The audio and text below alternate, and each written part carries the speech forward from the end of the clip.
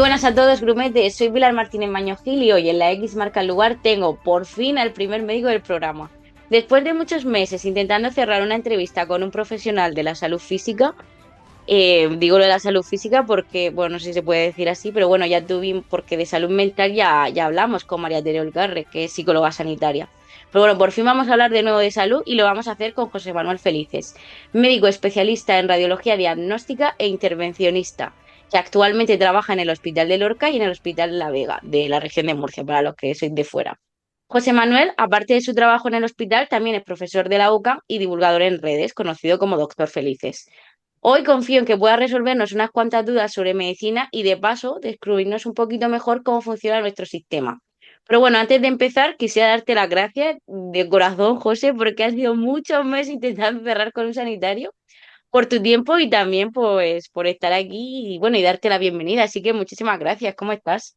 Yo encantado, Pilar, encantado de estar aquí. Yo creo que hay que darle visibilidad a todo lo que hacemos, que los pacientes, que todas las personas conozcan en qué les podemos ayudar y aquí estamos para eso, para intentar poner un granito de arena más en el bienestar social.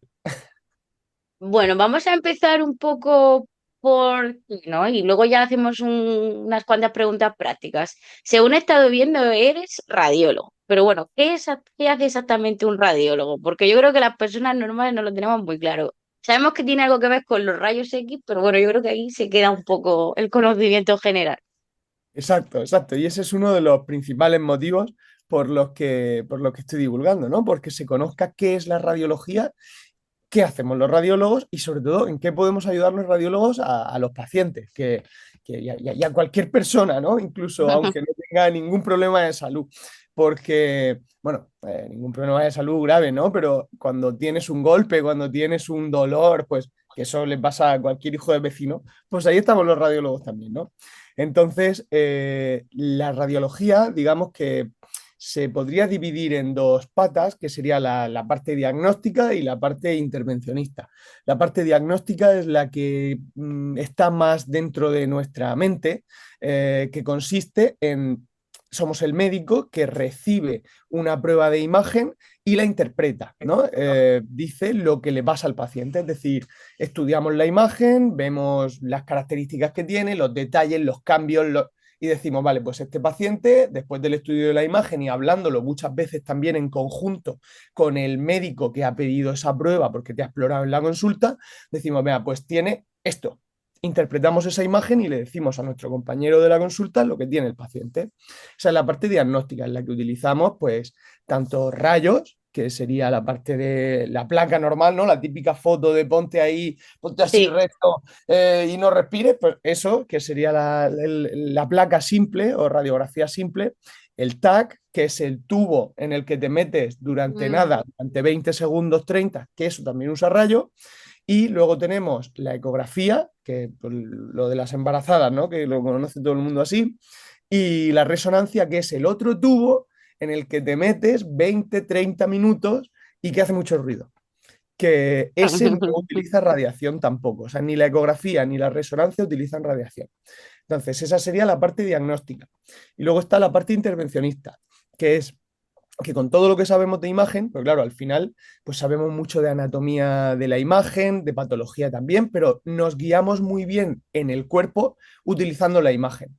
Entonces, utilizamos la imagen para, sin necesidad de abrir, solucionar problemas. ¿Esto cómo Sí. es? Lo más típico, lo más... Un ictus, por ejemplo, ¿no? Que sería las arterias que van a la cabeza se te tapan y un trombo en una arteria que va a la cabeza, pues pinchándote en la ingle, subimos con un catéter todo el cuerpo viendo con el rayo, lo que nos permite ver es el rayo, estamos todo el rato pues mirando una pantallita, ¿no? Mientras subimos el catéter así poco a poco hacia arriba, vamos viendo que sube, que sube, que sube, lo vemos en la pantalla y cuando llegamos a la arteria que está, porque podemos ir girando el catéter para que se vaya metiendo por donde queremos. Entonces, cuando llegamos al trombo, al sitio donde queremos, lo que sea, el catéter en la punta lleva como una aspiradora Ah. y chupa el catéter. Entonces, chupa el trombo, perdón. Entonces, eso sería una de las aplicaciones de la radiología intervencionista. Otra, pues, para el tratamiento del dolor. Por ejemplo, te duele el hombro. Venga, pues te localizo el dolor con la eco y en vez de decirte, mira, tienes esta rotura, hasta luego, te digo, tienes esta rotura y te podemos pinchar en el sitio donde tienes la rotura el medicamento que necesitas para mejorar, de tal manera que va al sitio donde necesitas, teniendo más efectividad y menores efectos secundarios, porque te lo estoy poniendo en el sitio exacto. No te lo estás Claro. tomando en la boca, no se está teniendo que absorber por todo el cuerpo. Digamos que tiene muchas ventajas. Y bueno, si veis aquí un hocico, es que tengo aquí al perro. Algo tieso.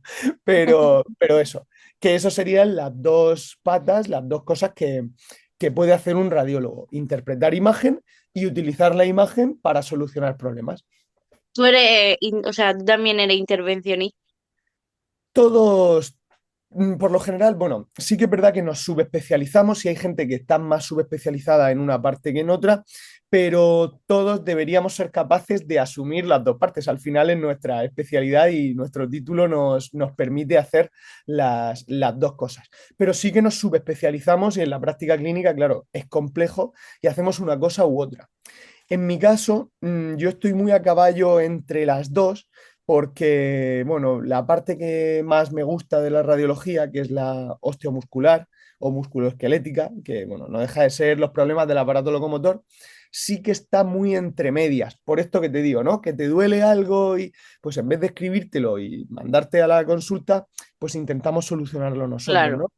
Para que no, para que tu solución llegue lo antes posible.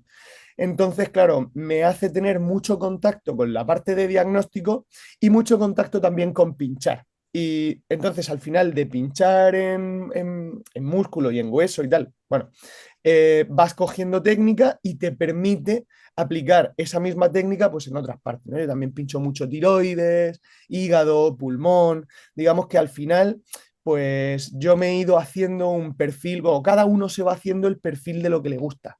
A mí me gusta el intervencionismo, me gusta mucho, pero también me gusta el diagnóstico, no lo quiero dejar. Hay gente que a lo mejor dice, no, pues a mí es que me gusta Claro. 100% el diagnóstico y el intervencionismo nada, ¿no? Y hay gente al revés, a mí me gusta 100% el intervencionismo y el diagnóstico nada. Pues ya según el perfil que tú tengas, te vas haciendo tu sitio. Es verdad que cuanto más polivalente seas, mejor, ¿no? Ahora, por ejemplo, pues los hospitales, bueno, a un radiólogo no le falta trabajo en ningún lado, pero los hospitales de Murcia o los hospitales privados, pues también buscan a quien sea capaz de decir, venga, pues que te pongo algo para pinchar y lo haces, que te pongo una resonancia y la miras. Es que, a ver, obviamente siempre se va a primar la polivalencia. Estoy pensando que, bueno, mi padre tiene, le operaron del menisco y le tuvieron que infiltrar. Y estoy pensando, ¿eso sería un radiólogo probablemente? Porque iba ahí Vale, mirando en la pantalla al mismo tiempo que le pinchaban el punto ahí exacto. sí, sí. Entonces, a ver, Vale. realmente eso lo puede hacer cualquier especialista que se vea capaz. Entonces, por lo general, los radiólogos somos los primeros que lo hacemos porque tenemos más costumbre con la imagen. Porque Claro. clásicamente pues, esas infiltraciones, la típica, me han infiltrado, pues Sí. normalmente eso lo hacían los traumatólogos, los reumatólogos, los rehabilitadores, que, que no utilizaban la ecografía. Pero claro, empiezan a aprender a utilizarla.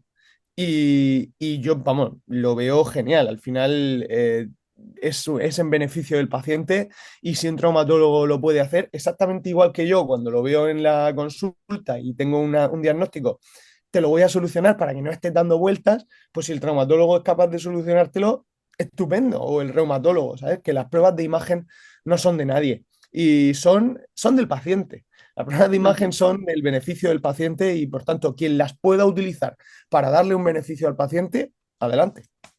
Claro que son una gran herramienta, ¿no? Porque aunque tú explores, no es lo, o sea, aunque imagino que aunque tenga un gran conocimiento en la exploración, tener una imagen interna, hombre, un gran plus a la hora de hacer el trabajo, ¿no? Y de tratar al paciente. Yo la Sí, verdad es que siempre me ha flipado, porque es lo típico que te enseñan la radiografía y te dicen, mira, tienes esto aquí tú.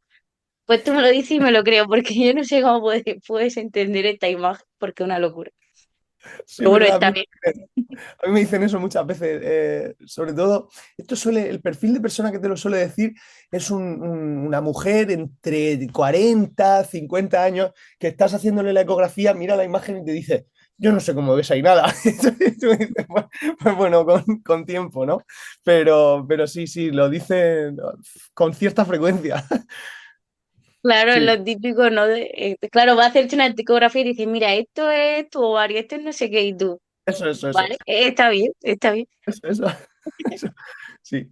Sí, yo Y creo bueno, que eso, perdona, que las mujeres eso ahí entre 40 y 50 pues pues que tienen curiosidad, ¿no? Y que les interesa también ver, porque luego hay mucha gente que pasa y que además pues se atreven a preguntarte, porque a lo mejor si son más mayores ya les da cosica, ¿no? Y si sí, son más jóvenes a lo mejor les da un poco igual. Entonces yo ya me voy dando cuenta de qué perfil es al que le interesa verdaderamente su salud, que son, claro. son las que preguntan. Hombre, Y al los tíos, a final, los tíos no da igual. Que bueno, no, es raro encontrarte alguno que esté verdaderamente interesado por lo que estás haciendo. vaya. Hombre, es interesante, ¿no? Porque al final te estás viendo por dentro, ¿no? Es como, bueno, pues mira, pues está bien saber, ¿no? Que tengo eso ahí. Nunca, Eso, nunca me lo he visto, obviamente. eso pienso yo. Y, claro, ¿y por qué te decantaste por esta especialidad frente a otras? Pues mira, varios motivos. El principal, yo había visto lo que es la radiología en casa, mi padre es radiólogo, entonces yo ya sabía de las bondades y los beneficios que tiene esta especialidad, ¿no? De ser una especialidad tan amplia, porque al final, pues, si te das cuenta, hacemos de todo, hacemos diagnósticos, hacemos tratamientos, vemos igual un cerebro que una mama, que un hígado, que un pie. Claro, Entonces tienes de todo, es muy difícil que haya algo que no te guste. Si te gusta la medicina, siempre vas a encontrar tu sitio en la radiología. Y luego es una especialidad pues muy innovadora, muy a la vanguardia de la tecnología, que además es muy gratificante porque te permite aprender y aplicarlo de manera muy rápida y por tanto todo el estudio ese que estás haciendo muy rápidamente vas a ver que beneficia a un paciente y que estás ayudando. Y bueno, yo veía a mi padre hablar, contar y cómo pues, la gente alucinaba, ¿no? Con lo que contaba, con todo esto, el tema del intervencionismo. Él es intervencionista 100%. Y, y bueno, pues yo también quería contar, ¿no? Además de, claro. de disfrutar de la medicina, quería contar y quería dedicarme a la docencia, que también me encanta. Y bueno, pues fue uno de los principales motivos. También tiene mucha transversalidad con el deporte, porque vemos que me encanta, me gusta mucho. Y al final fue un cúmulo de cosas. Yo vi que siempre pensé que en cualquier especialidad al final iba a estar bien. Y no dejaba de ser una especialidad también que me generaba comodidad, ¿no? Y me generaba también confort, viendo que había mucho trabajo, no hay radiólogos en paro, viendo que iba a poder desempeñar, pues eso, mi labor asistencial, docente, investigadora.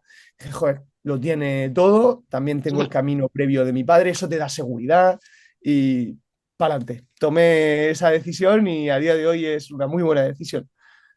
Veo que, como dices, te permite aunar esa teoría y esa práctica, porque imagino que habrá especialidades, a lo mejor en la medicina, que son más teóricas o no tienen tanta, bueno, la palabra más correcta no sería intervención, no tienen tanta intervención como esta.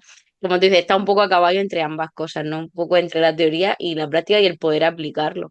Y Eso que es. imagino que habrá muchas cosas que estudiaréis que a lo mejor nunca las llegáis a aplicar. Entonces, tiene que estar bien poder aplicar lo que estás estudiando y lo que estás aprendiendo.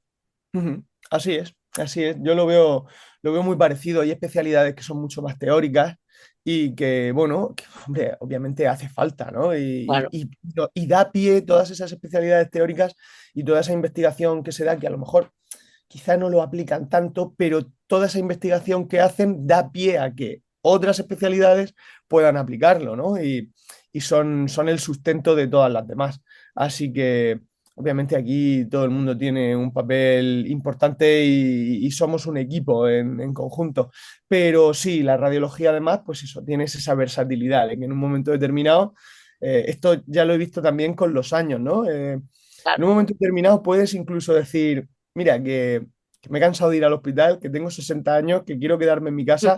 Los únicos médicos que podemos teletrabajar somos nosotros, Ah, bueno, porque claro, es verdad. desde tu casa tú puedes ver una prueba de imagen.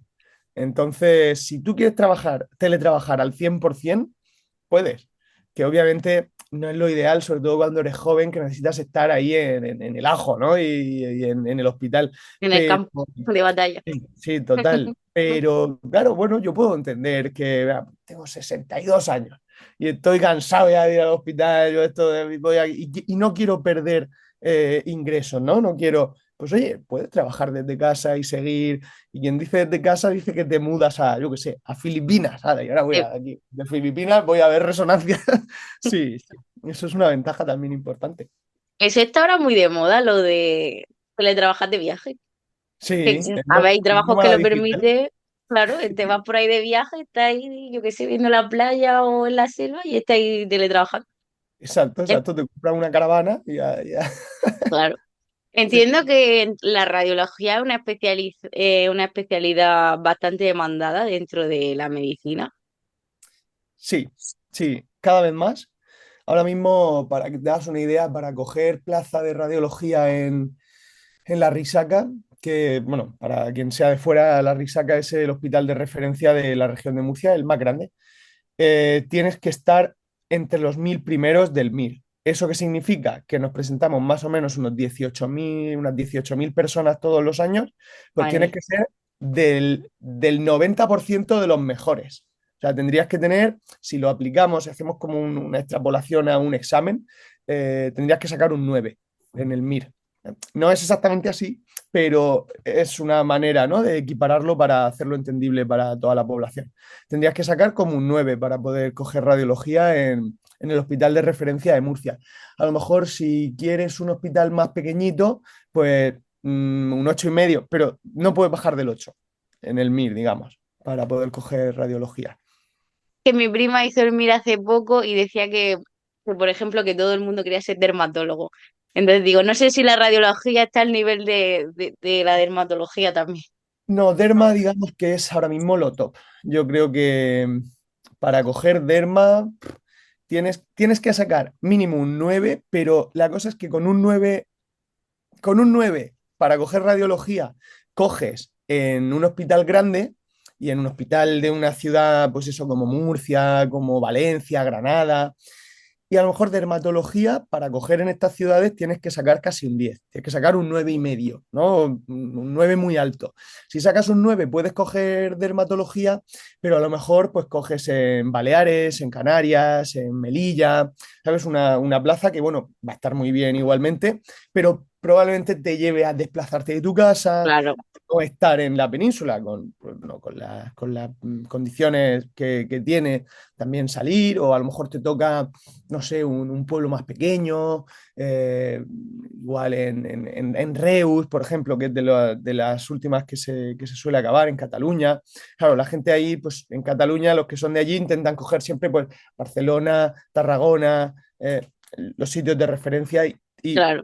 que se quedan un poquito atrás, pues son los más pequeñitos, ¿no? Los que son más rurales o más pequeños. Bueno, entonces el que quiera estudiar dermatología, que se le ocurre un montón. Sí, sí, sí, tiene que estudiar mucho, sí. Y tener Que suerte, sí, ¿eh? Que también es importante. la suerte juega un montón. Joder, Siempre le decimos a los niños que no, pero la verdad es que sí. sí, Y bueno, esto era un poco por curiosidad, ¿no? Pero por lo que me has explicado ya entiendo que sí, ¿no? Que un radiólogo tiene tantos pacientes como un médico de familia y que además tenéis mucho contacto con los pacientes, porque claro, yo al final entiendo que el médico de familia es como el que está en primera línea, ¿no?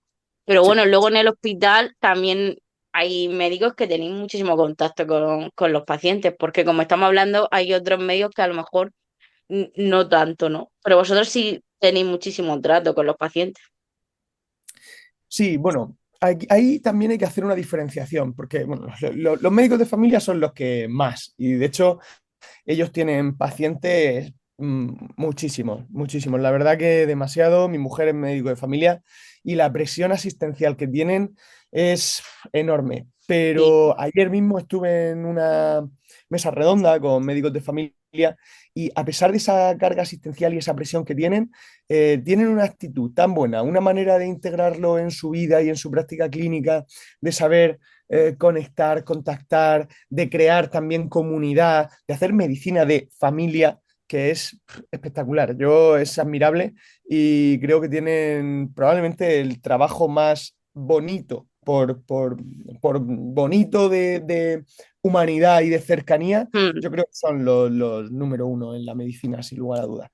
Y en nuestro caso, en el caso de la radiología, sí que es verdad que puedes tener contacto con el paciente y puedes estar constantemente con pacientes, como me pasa a mí. Yo al final, yo me considero ecografista dentro de, si tengo que elegir una subespecialidad, es verdad que yo hago de todo, ¿no? Hago también TAC, hago resonancia, pero si yo puedo elegir una, elijo la ecografía porque me permite el contacto con el paciente, ¿no? Entonces, claro, hay personas como yo que nos gusta más el contacto y nos gusta más y podemos elegir la ecografía y podemos elegir el intervencionismo, pero también hay radiólogos que al contrario pueden elegir decir, no, pues a mí me gusta la resonancia y yo quiero ver resonancia. Y al final, lo que te digo, puedes teletrabajar incluso y claro. dedicarte a la resonancia y no ver a nadie, no ver a prácticamente nadie. Pero sí que es verdad que hoy día la medicina cada vez es más humana, es más cercana. Debemos brillar en ese aspecto y debemos plantearnos que ahora que llega la inteligencia artificial pisando fuerte, el médico debe hacerse valer y debe colaborar con la inteligencia artificial, por supuesto, porque nos va a ayudar a muchas cosas, pero debe hacerse valer y debe brillar en el trato cercano con la persona que tiene delante. El trato con el paciente que lo está pasando mal, que ahora es cuando más humanos, ahora que viene la inteligencia artificial, es cuando más humanos tenemos que ser. Todos nosotros, incluso el radiólogo que informa resonancia. Te decía que las personas normales, ¿no? A veces vamos al médico o a lo que te toque, ¿no? Y te topas con sanitarios que te tratan como si fuese un mueble y claro, es como, ojo, porque te imaginas que no sé, al final es tu cuerpo, ¿no? Y interpretas que esas personas tienen que ser, pues, como un maestro, no alguien cercano, alguien humano, pero a veces no es así. No sé si puede ser por el desgaste o simplemente porque tiene otro tipo de personalidad, porque, bueno, al final. Pero es como que nos, no sé, nos choca mucho decir, joder, está aquí porque se supone que quiere ayudar a la gente, pero eres súper borde, gracias. Porque por desgracia hay casos de eso, la verdad. Sí, por Sí. desgracia los hay, por desgracia los hay, pero ya te digo, creo que en este momento es cuando debemos replantearnos esa cercanía y esa humanidad más que nunca, porque la IA está aquí y es el momento en el que debemos brillar por la humanidad. Así que espero que cada vez más compañeros, de hecho, yo creo que la gente joven, ¿no? La generación nuestra, viene muy bien educada con esa idea, ¿no? Y en las facultades se le da mucha importancia, se le da importancia en el MIR, hay preguntas asociadas a la relación médico-paciente. Y bueno, pues siempre habrá personas de todo tipo, ¿no? Como en todos los oficios y en todos los negocios. Pero pienso que el- el- el médico que viene y el médico que ya es, está mucho más formado y mucho más concienciado en el trato con el paciente. Y esperemos que eso repercuta y se note. Yo He estoy visto confiado. que hay universidades que ya dan, no sé, es que no sé si era por Cataluña, lo vi, que ya había asignaturas de estas, ¿no? De ese, más de lo que sería la psicología, ¿no? Del médico. Pero bueno, poco a poco. Ya que has sacado el tema de la inteligencia artificial, lo teníamos adelante, pero bueno, yo te quería preguntar, bueno, ahora está, por ejemplo, quieren lo de la posibilidad esta de tener como un asistente médico en casa, ¿no? Al que tú le cuentas tus síntomas y te dice qué pasa. He visto también que lo de las mamografías, hay como una IA que la pasa y directamente pues te dice si tienes más posibilidades de tener cáncer y cosas así. Y bueno, yo quería preguntarte cómo crees que pues todas estas cosas pueden beneficiar a la medicina y también preguntarte si crees que hay nuevos avances que son útiles y otros que son un poco inútiles, porque luego bueno, primero contéstame esto y ya te pregunto lo otro, porque si no creo que se va a mezclar un poco. Vale, pues mira, ahora mismo de inteligencia artificial, los radiólogos somos de los que más presente la tenemos, ¿no? Porque Claro. va a poder ayudarnos a interpretar imagen y de hecho me han dado una beca hace poquito que se le ha dado bombo a nivel en tirada nacional, pero sobre todo en tirada regional. Y la beca es para ir a Harvard a, a formarme sobre aplicaciones clínicas de la inteligencia artificial. Guay, Y enhorabuena. ya, muchas gracias, muchas gracias. Y bueno, pues voy allí, voy viendo ya el programa, ¿no? Porque ya me lo he leído, ya he visto un poco también los profesores que van a impartir las ponencias y situándome un poco, me doy cuenta de a lo que viene la inteligencia artificial, por lo menos de primeras. La inteligencia artificial ahora mismo va a ser una herramienta complementaria muy importante. Viene a que cuando llega un paciente, cualquiera de nosotros tendría que revisar toda su historia y Mm, tendría que ponerse a mirar. Cuando eres radiólogo y encima no te ha llegado el paciente y no tienes al paciente delante en la consulta y dependes de que escriban, no escriban, bueno, a lo que nos puede ayudar, sobre todo a los radiólogos, pero realmente a cualquier médico, es venga, yo tengo aquí una resonancia delante y no conozco al paciente porque no lo he visto en mi vida, ni siquiera sé qué edad tiene, bueno, qué edad tiene sí, ¿no? Pero no sé cómo está de conservado, si está más delgado, menos delgado, si está más demacrado, menos, si ciertas, ciertas características que percibimos viendo al paciente sin más y que ya nos hacen ver un poquito de su salud y no mm. lo tenemos. Bueno, pues, ¿a qué viene la inteligencia artificial? Vuelvo a esto. A que cuando yo veo una resonancia o veo una imagen o voy a interpretar lo que sea, oye, hazme un resumen de la historia clínica de esta persona. Dime los antecedentes que necesito saber para interpretar lo mejor posible una prueba en la que me están diciendo, le han pedido una resonancia para ver si tiene cáncer de hígado. Necesito saber todos sus antecedentes. Entonces, la IA, o relacionados con esto, todos los antecedentes que necesito, te va a hacer un resumen y te va a decir, toma, esto es lo que necesitas saber. Y en cuestión de segundos vas a poder tener toda la información que necesitas para interpretar a este paciente. Luego, ¿en qué nos podría, eso sería el pre, y en qué nos podría complementar en el post? Vale, pues yo veo la imagen, interpreto, tengo mi idea y le digo, la imagen es esta, me parece esto, esto y esto. ¿Qué piensas? Al final también el médico tiene que estar formado en cómo utilizar la inteligencia artificial. Esto que Claro, los dicen de, prompts y todo eso. claro, esto que dicen de no hay respuestas malas, sino preguntas malas, no hay respuesta mala, sino prompt malo en este caso, ¿no? Entonces, también nos van a tener que formar en cómo hacer esos prompts para que la inteligencia artificial nos dé lo que verdaderamente necesitamos. Y creo que, lejos de sustituirnos, va a ser un complemento excelente, nos va a ayudar muchísimo, que al final me va a ayudar a mí a ahorrar tiempo y al paciente a tener un mejor diagnóstico. ¿En qué nos puede ayudar ese ahorrar tiempo? En que tengamos más presencia. Yo creo que los radiólogos ahora mismo vamos saturados, tenemos pruebas de imagen ahí para informar todas las que quieras, los hospitales se pegan por tener radiólogos. Una de las cosas que llama la atención es que la radiografía simple en los hospitales grandes por lo general no se informa. Yo de los hospitales que conozco solo se informa en dos, en Murcia, en el Morales Meseguer, y en el País Vasco, que he estado rotando también allí, en el hospital de Donosti. Son los dos únicos hospitales donde yo he visto, es verdad que no he estado, bueno, faltan prácticamente todos por estar, pero Ujú. que por lo general no se informa la placa simple. Pues oye, la inteligencia artificial igual nos puede ayudar a ser capaces de asumir la placa simple también, porque ahora mismo es inasumible en un hospital como la Rixaca, el hospital de referencia de Murcia, que se hacen 1000 y pico pruebas todos los días. Claro, Madre mía.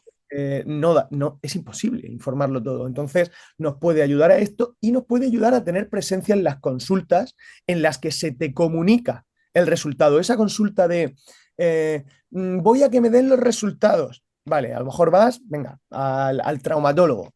Vale, pues el traumatólogo te va a comunicar el resultado de una prueba de imagen que ha interpretado otra persona. Es verdad que el traumatólogo, vale, están familiarizados y ven la imagen y más o menos también pues saben, pero no es el especialista en eso y sobre todo no es quien ha escrito todo ese informe interpretado de manera minuciosa al que le das muchísimas vueltas, en el que a veces tienes dudas, que comentas con otros compañeros radiólogos, es decir, es complejo. Pues Claro, si a esa consulta, en vez del traumatólogo solo, está el traumatólogo con el radiólogo, te van a poder dar mejor la información a ti como paciente. Va a ser una información de más calidad y va a ser beneficio para el paciente. Así claro. que creo que eso es a lo que viene la inteligencia artificial en los próximos, al menos en los próximos 5 o 10 años. Vamos a ver después qué pasa, pero de momento creo que es a lo que viene. Hombre, así como lo dices tú que estás dentro, tiene sentido, porque claro, hay mucho miedo de, no, es que te va a atender un robot, y es como, a ver, de momento no, a lo mejor en un futuro lejano, quién sabe, pero bueno, de momento. Hablando un poco así de lo de las tecnologías, el otro día, así, mientras preparaba la entrevista que me ayudó mi amiga Erika, saludos para Erika, que ella es enfermera y técnica de ambulancia, estuvimos hablando un poco de estos inventos, ¿no? Que se están llevando ahora, lo de los chips, tal, y parece ser que hay como unos chips que se ponen aquí en la mano, creo que sobre todo en Estados Unidos, que ya sabemos que ahí hacen como muchas cosas, para pagar, ¿no? En plan, como en vez de pasar la tarjeta, como si fuese un chip. Imagino que hay mil cosas así. Y yo quería preguntarte, ya que está tan de moda esto de meterse chip para cualquier cosa y que vamos enfocado un poco a ello, solo hay que ver la serie Black Mirror. No sé, ¿es realmente bueno que nos inserten chips para pagar en el cajón, para pagar en el datáfono? Porque al final, yo creo que la gente no se da cuenta que es meterse cosas en el cuerpo que a lo mejor no deberían estar ahí. Entonces no sé cuál es tu opinión como médico al respecto. Pues a ver, me viene a la cabeza el método anticonceptivo que hay ahora mismo más novedoso, que es un implante que libera estrógeno, ¿no? Y Ah, se sí. suele implantar en el brazo y, y lo utilizan muchas mujeres. Lo utilizan muchas mujeres para, bueno, no solo como anticonceptivo, sino como tratamiento cuando está indicado y tal. Eh, Parece un precedente de este tipo de situaciones que tú comentas, ¿no? Como de un chip. Es verdad que, bueno, pues el Implanon, que se llama lo de los estrógenos, bueno, pues es un dispositivo que va a estar ahí soltando el estrógeno y, hombre, un chip ya es tener ahí algo que, no sé, el campo electromagnético es ahora que nos dicen que pongamos el modo avión en el móvil y lo dejemos fuera y que apaguemos el wifi por la noche y todo esto y que nos alejemos del microondas. ¿Sí? Llevar un chip, no sé. A ver, no creo que sea algo que vaya a repercutir de manera diametralmente opuesta contra tu salud, pero uf, no sé, parece que a mí de primeras no me parece la mejor idea. O sea, si me tengo que posicionar, y esto completamente opinión personal, sin evidencia científica detrás, si me tengo que posicionar, yo diría que mejor no implantarnos chips para pagar, o sea, ya es Es que es suficiente, súper ya es absurdo. suficiente con esto, o sea, ya es suficiente dictadura con eso. Creo que ya es rizar el rizo, ¿no? Pero vamos, a los americanos esas cosas les encantan, igual que el Amazon este, ¿no? El supermercado ese que te reconoce la cara y reconoce lo que vas cogiendo y Es que no sé. se supone que puedes hacer la compra sin necesidad de pasar Es que fíjate, ¿no? Ahí tenemos la dicotomía. Unos que hacen la compra sin necesidad ni de dependientes ni nada, y otros implantándonos chips, no sé, creo que me gusta más la idea de Amazon. Ya no, es que no sé, ni sé lo que me gusta más ahí, que sepan tu cara, tu todo, no sé, no sé. Esto, Ya, es esto es que muy, yo creo muy raro. que no nos paramos a pensarlo, ¿no? No sé, no quiero, a ver, no quiero usar la palabra prostituir, pero es un poco hasta qué punto damos nuestro, no sé, al final es tu cuerpo. El año pasado hubo un escándalo en España, Sí, ahora que me acuerdo, de la empresa esta que estuvo recogiendo retinas de la gente. Y claro, hubo un drama con eso, porque es como, a ver, no sé, hola. Le estás dando, al final son, no sé, imagino que algo similar como a las huellas dactilares. Y yo creo que la gente no se da sí, cuenta de que al final es tu cuerpo y bueno, y para lo que lo usen ya, pues otra cosa, no lo sé. sí, sí, es verdad que ahora, pues, fíjate, con la inteligencia artificial, ¿qué le estamos dando O sea, estamos dando ya no datos personales, sino estamos dando datos de cómo pensamos, de lo que queremos, de lo que buscamos cuando nos dan una respuesta. O sea, ahora ya estamos dando una cantidad de datos Exagerado. impresionante, Mm. impresionante. Sí, pero bueno, forma parte de la evolución, ¿no? De por donde nos lleva el proceso tecnológico, el progreso tecnológico. No sé, yo la verdad es que intento tener cierto recelo o cierto reparo con compartir determinadas cosas, pero, pero creo que sí que hay que darle una vuelta también a todo eso que compartimos, ¿no? Y por qué lo compartimos. Igual que puede tener un beneficio para la medicina en un momento determinado, pues también hay que tener en cuenta dónde están ciertos límites, ¿no? Que utilicemos bien estas tecnologías. Porque el otro día vi un chico que decía, esto no es tan grave. Cuando aparecieron las calculadoras, la gente no calculaba de cabeza y cuando aparecieron las calculadoras fue un gran avance. Ya, pero las calculadoras no, No es tan no, viva, en cierta forma. claro, no almacenan los cálculos que estás haciendo y pueden darle una interpretación, no quiero decir razonamiento, ¿no? Pero pueden darle una interpretación a todo eso. Entonces creo que sí que hay que ser lo más responsables posible con lo que le compartimos a la inteligencia artificial, que hay mucha gente que, hombre, desde luego, pues es llamativo, creo que todos hemos jugado a hacerle preguntas a la inteligencia artificial y a ver cómo responde a determinadas cosas, pero eso creo que habría que responsabilizarnos, ¿no? Un poquito más con lo que compartimos y lo que le contamos. Hay que Que regularlo, hay sí. que usarla bien, hay que usarla bien. Es una herramienta más y hay que usarla pues, bien usada, bien usada. Y al final Totalmente. es la responsabilidad individual, que va a repercutir en la colectiva, pero es responsabilidad individual. Pues sí. Mm. Aprovechando aquí un poquito todo el tema este de que a veces no nos damos cuenta lo que hacemos un poco con nuestro cuerpo. Eh, Hoy día, bueno, esto se hace desde hace mucho tiempo, pero no sé, hay una fina línea, ¿no? Entre lo estético y lo saludable. No hablo del tema este de las operaciones estéticas. Hace un año o dos también pasó el trágico suceso este en la región de Murcia que murió esta chica.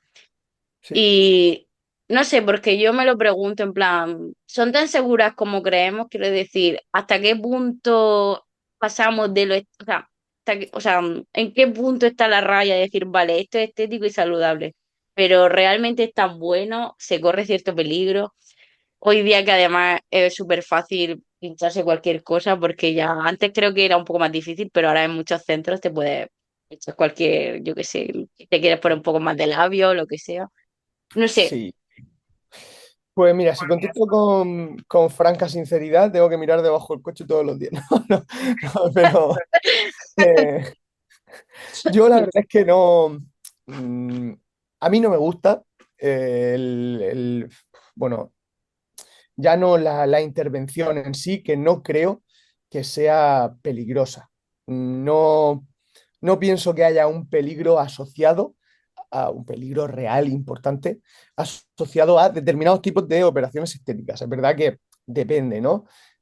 Obviamente, una operación con quirófano, con una operación siempre es un riesgo y asumir determinados riesgos, pues bueno, pues también hay que ser responsable con ello, ¿no? Y esta chica, por ejemplo, a ver, lo de esta chica no tendría que haber pasado de ninguna manera. sí, Y no nos pobrecilla. vamos a meter en ese caso porque es tela, ¿no? Pero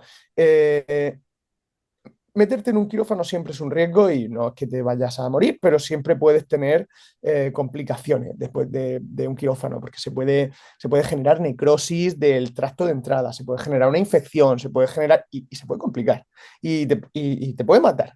Puedes tener una infección, puedes hacer una septicemia, una sepsis, ¿no? Que es la infección por todo tu cuerpo y te puede llevar para adelante perfectamente. Entonces, siempre que entras a un quirófano hay un riesgo asociado importante y hay que saberlo y es responsabilidad individual. En mi opinión, yo no tomaría ese riesgo. También es verdad que yo le doy una importancia a la estética o a la armonía de las formas de mi cuerpo, pues, determinada hasta cierto punto, y pero puedo entender que para alguien sea algo muy importante o sea su modo de trabajo. Bueno, si es tu modo de trabajo, si es algo muy importante, vale, pero tienes que saber el riesgo que estás asumiendo. Simplemente es eso, igual que yo me expongo a una radiación, ¿no? Para trabajar. Claro, Pues bueno, pues es asumir ese riesgo y ser consciente de ello. En cuanto a los pinchazos de la cara y todo esto que ahora además están tan de moda y como tú bien dices, es tan fácil ponértelo, o sea, es que ya hasta bueno, en el centro de ahí, de la esquina de tu barrio, hay un sitio para ponerte labios. sí. Y, y bueno, pues hombre, el riesgo es mucho menos. Lo peor que te puede pasar pues, es que se te duerma una parte de la cara, que se te quede de repente un bollo. Eso es lo peor. O bueno, o que hagas una reacción alérgica, para Claro, lo el centro debería estar preparado para asumirlo, que también te puede llevar para adelante, ¿eh? Que si haces una reacción alérgica tocha, te puede llevar para adelante. Pero bueno, si el centro está preparado para controlarlo, no debería haber mayor problema.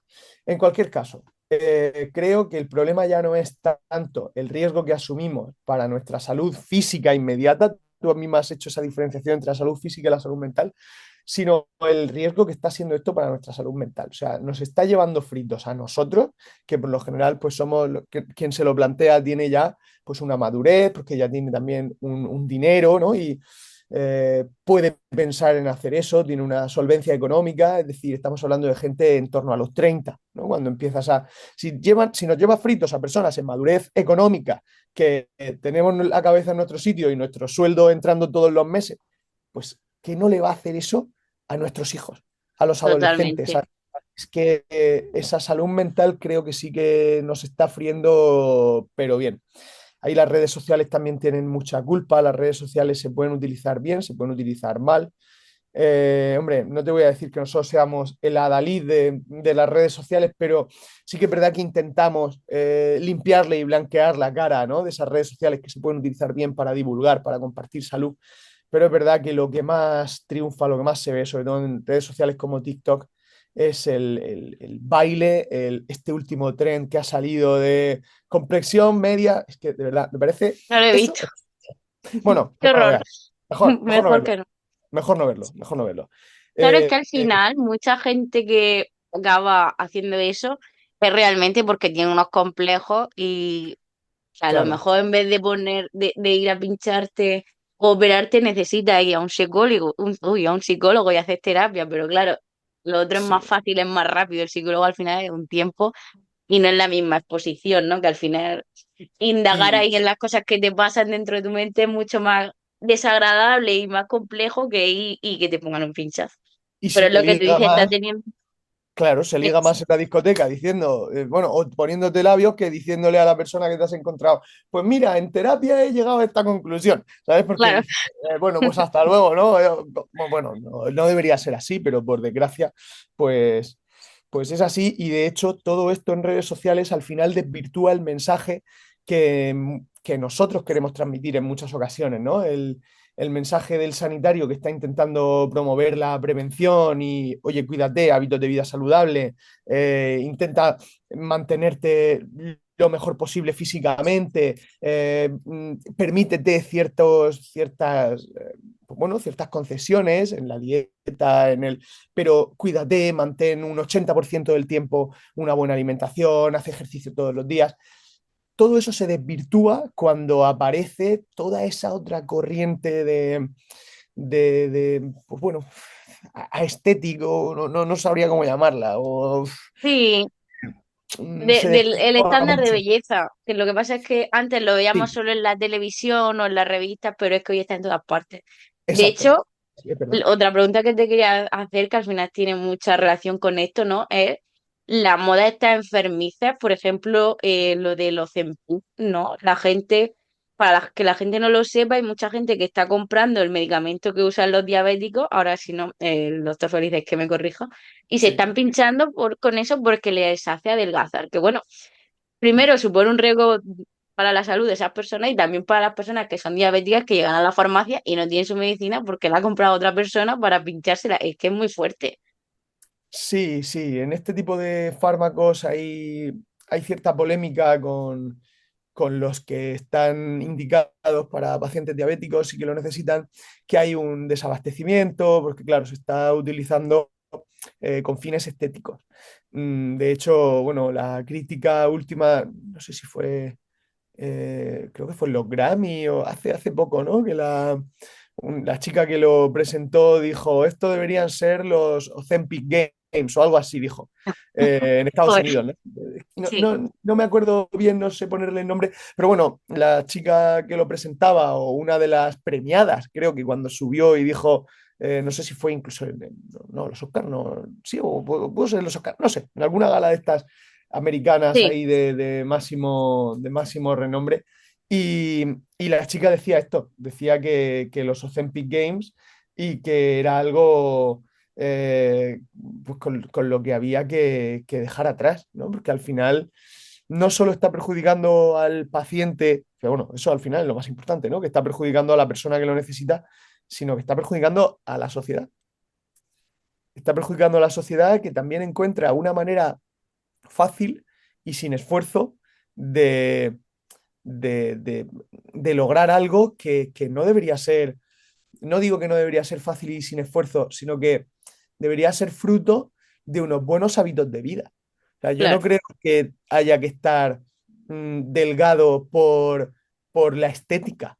Yo no creo que haya que estar delgado por la estética. Hay que estar delgado o hay que estar en tu peso por salud, por todo lo que ello implica, porque a nivel hormonal vas a estar mejor, a nivel cardiovascular vas a estar mejor, tus articulaciones van a estar mejor, vas a tener no más vida, sino mejor vida.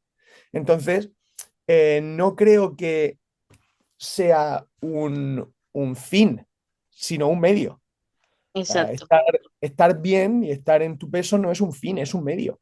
Es un medio para estar sano y para tener mejores digestiones, para no tener dolores de rodillas, para que el corazón te funcione bien, para poder llegar a una edad avanzada y poder disfrutar de tu vida y poder seguir compartiendo y no tener que operarte y ponerte una prótesis. Para todo eso. No es un fin en sí mismo. No es estoy delgado, ya está. Entonces, si te estás pinchando y tus hábitos de vida no son buenos y te estás pinchando comiendo fatal y tienes el hígado hecho paté, pues no estamos consiguiendo nada. Sí, al final vas a seguir estando mal, aunque aparentemente parezca que estás mejor, pero si no te cuidas por dentro sigue estando mal. No sé Exacto. si, claro, no sé si esto tiene que ver también con el hecho de que, bueno, no sé si a lo mejor en la región de Murcia es distinto a otras comunidades o en España es distinto a otros países, pero bueno, yo diría que hay mucha gente no que se automedica. Sí. Que esa es la otra pregunta que te quería hacer. Si realmente hay tanta gente, yo creo que sí. ¿Y hasta qué punto puede ser dañino que alguien se automedique en casa? Porque parece ser que hay gente que ya se automedica además con antibióticos. Quiero decir, no es que te Mm, tome un ibuprofeno, que bueno, tomarte un ibuprofeno para cualquier cosa tampoco es lo mejor, pero mm. bueno, ¿es tan dañino realmente automedicarse para que podamos reflexionar un poco sobre ello? ¿Tomamos demasiadas medicinas? Vale, en cuanto a la pregunta es muy buena. La automedicación, habría que diferenciar también eso que has dicho, ¿no? La automedicación por analgésicos y por ibuprofeno, que bueno, al final te estás perjudicando a ti mismo, responsabilidad individual, no repercute en nadie, bueno, repercute en los que vamos a tributar y vamos a estar ahí pues, para atender consultas que no tendrían que atenderse, ¿no? Pero ¿dónde va a repercutir eso negativamente? Principalmente a nivel renal, que los antiinflamatorios no esteroideos, ¿no? Los típicos ibuprofeno, enantium, generan como que la arteria que va al riñón, el vaso que le lleva sangre al riñón, se cierra un poquito y el riñón Sí, funciona como un molino. Entonces, ese molino, si le está llegando bien de agua, va a seguir girando y girando y girando bien. Pero si el canal que le lleva sangre se hace más estrechito, le va a llegar menos agua, le va a costar seguir tirando. Entonces, estás perjudicando tu riñón. No te digo que cada vez que te tomes un ibuprofeno estés perjudicando tu riñón. Pero si de manera constante haces que le llegue menos agua y todos los días te estás tomando un ibuprofeno, pues oye, al final va a ser negativo para ti. Va a ser negativo para la persona que lo consume. Y vas a acabar en una consulta de nefrología dentro de 20 años. Vale. Pero que pueden parecer muy lejos, pero llegan. Entonces, eso es donde te va a perjudicar. El tema de y por eso no, bueno, pues ya está, cada uno que tome sus decisiones. El tema de los antibióticos sí me parece algo importante, porque bueno, en esto que te digo, cada uno que tome sus decisiones de manera informada y adulta, pues adelante. Pero en el tema de los antibióticos sí que puede tener bueno, y tiene una implicación colectiva importante, que es la resistencia a los antibióticos. Es decir, tú vas al médico, tienes una faringitis vírica, el médico descarta que sea una faringitis bacteriana y te dice esto es tratamiento sintomático, ahora sí te tienes que tomar el paracetamol o el ibuprofeno para no pasarlo mal o para pasar estos días lo mejor posible y te vas a curar en 7 días. Con antibiótico te vas a curar en los mismos 7 días porque no es una bacteria. El antibiótico va contra las bacterias. Si es un virus lo que tiene, el antibiótico no hace nada. ¿Qué hace? Lo que hace es, por un lado, destrozarte la microbiota, porque te destroza la microbiota intestinal y hace que el segundo cerebro del cuerpo, ¿no? Como le dicen al intestino, sufra mucho y luego le cueste recuperarse. En un momento en el que también cuidamos nuestra dieta y tomamos suplementos para cuidar nuestra microbiota, un antibiótico es, bueno, pues es agresivo contra la microbiota y cuando es necesario hay que tomarlo también hay que combinarlo y se puede combinar con probióticos para que el daño sea menor, pero ya no el problema contra ti mismo, sino contra que cuando tú te tomas un antibiótico y no está indicado, las bacterias que puedas tener en el cuerpo que no te están infectando, les estás diciendo, mira, esto es lo que utilizamos para atacarte. La bacteria quiere sobrevivir, tiene sus mecanismos evolutivos, su evolución le hace sobrevivir. Y como a nosotros, pues nos hace que el pulgar se abata y que podamos cerrar toda la mano respecto a otros mamíferos, ¿no? Y a otros simios, pues la bacteria también va a generar ese tipo de adaptaciones. Y esas adaptaciones van a hacer que resistan a los antibióticos que les estamos dando. Van a desarrollar, pues, estrategias para que el antibiótico no las vea o para ser capaces de liquidar a ese antibiótico, la molécula del antibiótico, Claro. y se va a hacer cada vez más resistentes.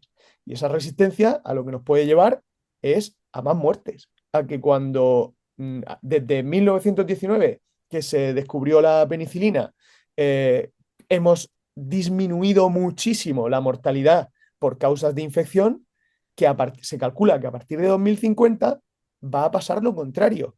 Y ahora va a empezar, o sea, esa curva que iba hacia abajo desde 1919, que cada vez utilizamos los antibióticos más y mejor y de manera más indicada, y va bajando, va bajando, va bajando, va a llegar un momento en el que probablemente estemos en una fase de meseta que se calcula para 2030, o sea, ya, una No fase queda tanto tiempo. claro, es que es ya. Entonces, una Ya. fase de meseta en la que no seguimos bajando la mortalidad por causas infecciosas y en 2050 que empiece a subir. Y dices, ¿cómo que a subir? A subir porque los antibióticos que utilizamos ya no son efectivos. Entonces, Mm. eso está aquí Uh, ya. Es qué decir, grave. para cuando tú y yo necesitemos esos antibióticos porque una neumonía nos pueda llevar para adelante, porque a ti y a mí ahora mismo, porque tenemos entre 30 y 40, la verdad no sé cuántos tienes tú, pero estás ahí, ¿no? Como yo, más o Yo menos. tengo 30, tengo 30. Pues eso, pues entre los 30 y los 40, que es donde estamos nosotros ahora mismo, pues oye, ahí es donde no nos hace falta un antibiótico, pero cuando tú y yo tengamos 70 y una neumonía pueda llevarnos para adelante, como al Papa ahora, pues esos antibióticos ya no va a funcionar, ya no van a funcionar como están funcionando ahora. Los antibióticos que le están dando al Papa ahora y que lo están manteniendo ahí en la pomada, a ti y a mí no nos van a servir. Pues, bueno. Pero entonces, ¿qué hacen? ¿Y están trabajando en otro tipo de medicina, en la farmacéutica o qué? ¿O Ahí qué hay, se está haciendo ahí? Ahí hay, bueno, hay muchos planes. En la región de Murcia está el PROA, que es el plan regional para luchar contra la resistencia a los antibióticos. Entonces, cada comunidad autónoma, bueno, al final, la administración, pues también intenta dar respuesta a este tipo de cosas en los hospitales, y en los hospitales pues se lleva cada vez más cuidado y se hace pues con todo eh, con toda la evidencia científica posible para intentar frenar esto. Pero claro, ¿qué no podemos frenar? A la persona que de manera, respondiendo a la pregunta de la automedicación, a la persona que de manera arbitraria e individual decide automedicarse con un antibiótico cuando no está indicado. Y eso es lo que no podemos controlar. Entonces, si podemos hacer que ese momento de que esa curva vuelva a subir podemos atrasarla y que en vez de en 2050 empiece en 2070 o en 2080 o en 2100, cuando sea, e incluso intentar que sea lo más tarde posible con el esfuerzo hospitalario y con el esfuerzo sanitario y de la investigación, por supuesto.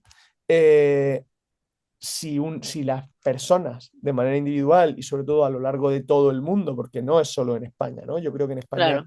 ocurre menos por la información que hay, pero países como Estados Unidos, que En para Estados eso... Unidos es exagerado, ¿no? Lo que la gente, por lo menos en todas las películas, todo el mundo sale con su bote de pastillas. Y cuando Sí, algo sale mucho en todas las películas y series, porque algo de verdad tiene que ser. sí, en Estados A mí me parece Unidos... súper exagerado.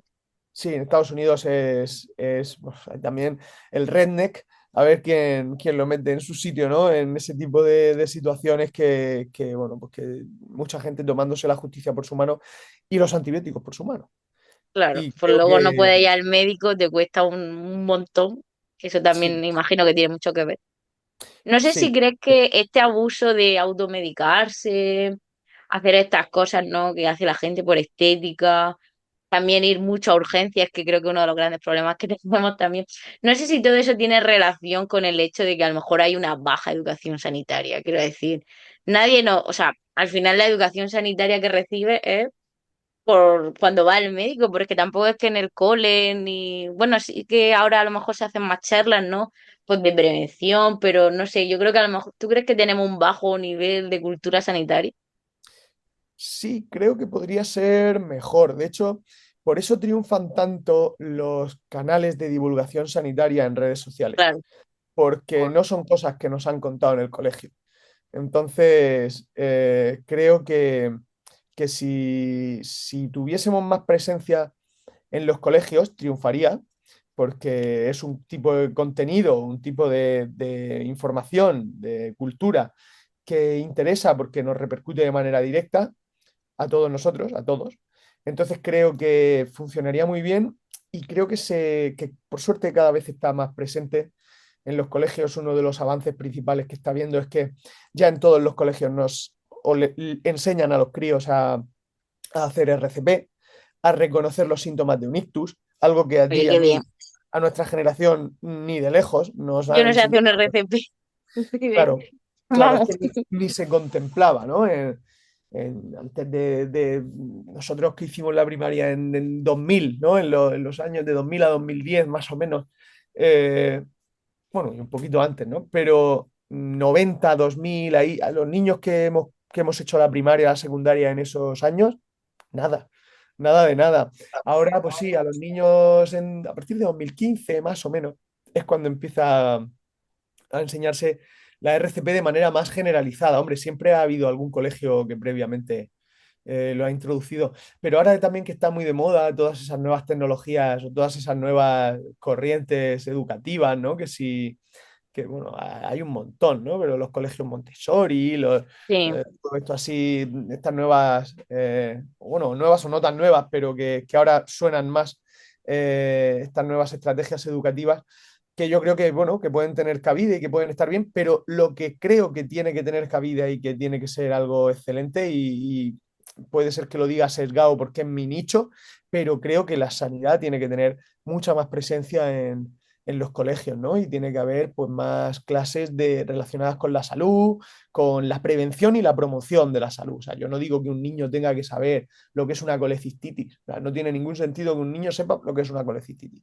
pero un niño tiene que diagnosticar, tiene que ser capaz de reconocer, pues eso, un síntoma de un ictus, tiene que saber lo que es un ictus, tiene que saber lo que es un infarto, tiene que saber, pues, cosas que puedan ayudar en un momento determinado a, oye, que a mi abuelo le está dando un infarto, sé reconocerlo, sé por lo menos pensar que eso está ocurriendo y si estamos mi abuelo y yo solos, porque me ha traído mi abuelo a dar un paseo por el parque, pues sé decirle a una persona, oye, que a mi abuelo le está dando un infarto aquí o un ictus, o ayúdame, ¿no? Llama al 112 Es decir, claro. que se den una serie de pautas a los críos para poder actuar en ese tipo de situaciones, que es importante, incluso yo lo haría en todos los años, adaptado obviamente a su nivel, que para eso pues están los profesores, ¿no? Y los educadores, que ahí es donde, vamos, una labor excelente y fundamental, pero probablemente esa sinergia, esa colaboración que pueda haber entre la salud y la educación, pues mira qué cosa más bonita, ¿no? Para un estado como el nuestro, que las tiene las dos públicas y que podríamos colaborar perfectamente en algo así. O sea, sería algo excelente. Totalmente, es que al final Ahora que lo has dicho, yo por ejemplo recuerdo, ¿no? Que la típica charla, ¿no? Sobre las enfermedades de transmisión sexual y bueno, sobre la regla y yo creo que ya está, y ya está, Sí, y ya está, y poco más. sí, probablemente sí. Bueno, fíjate, eso por lo menos sí que está más arraigado y eso tiene un claro precedente y es pues, en los 80. Claro, ¿por qué a Sí, los por niños el SIDA. de los 90 nos han enseñado eso? Pues a los niños de los 90 nos han enseñado eso porque en 1981 la gente empieza a morirse de SIDA y creo que en 1986 Freddie Mercury, toda una estrella principal en el panorama mundial, se muere de SIDA. Y por eso a los niños de los 90, pero no debemos aprender a golpes. O sea, no debemos aprender por Ya acoso estaría bien, hay que prevenir. y por muertes de. Porque ¿qué hacemos ahora? ¿A quién nos cargamos? A Enrique Iglesias, yo qué sé. A Bad Bunny. Pues bueno, habrá que cargarse a Bad Bunny. Si a Bad Bunny le tiene un paro, pues que no pase esto, no, hombre, no le deseo nada malo a este, pero si Bad Bunny tiene un paro cardíaco en medio de un concierto y el panorama mundial, ahí ya verías como, pero no puede ser que aprendamos a hostias. No, no puede ser. Desgraciadamente el ser humano funciona así. Sí, sí, sí. Y Eh, por Dios que no le pase nada a Bad Bunny, que si pobrecito, no va ahora a ser como para un mí. episodio de Los Simpsons. Total, total. Bueno, pues José Manuel, me encantaría preguntarte un montón de cosas más, pero bueno, sé que estás súper ocupado. Espero que más adelante podamos hacer una segunda parte. Ha sido súper interesante. Estoy segura de que todo el mundo ha aprendido un montón. Yo he aprendido un montón. Además, es que hay cosas que has dicho que yo realmente no sé. Es que, si es que es verdad, si es que no tenemos ni idea. Menos mal que existen las cuentas de divulgación y que es que si no, como tú dices, una cosa tan importante que no tengamos tanto conocimiento es bastante grave. Así que bueno, espero que pues vaya cambiando y nada, darte las gracias por tu tiempo, por ofrecernos tu conocimiento y hacerlo accesible y también por hacerlo a través de redes y bueno, y por ser médico, que está bien que haya médico, así que muchísimas gracias.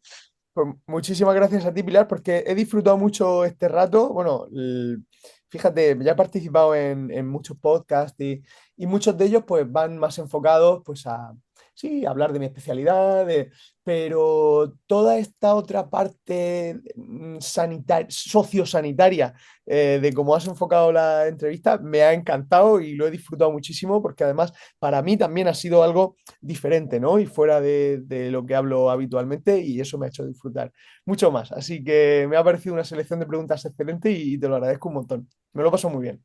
Nada, muchísimas gracias a ti, que te vaya genial ahora, bueno, en Lorca.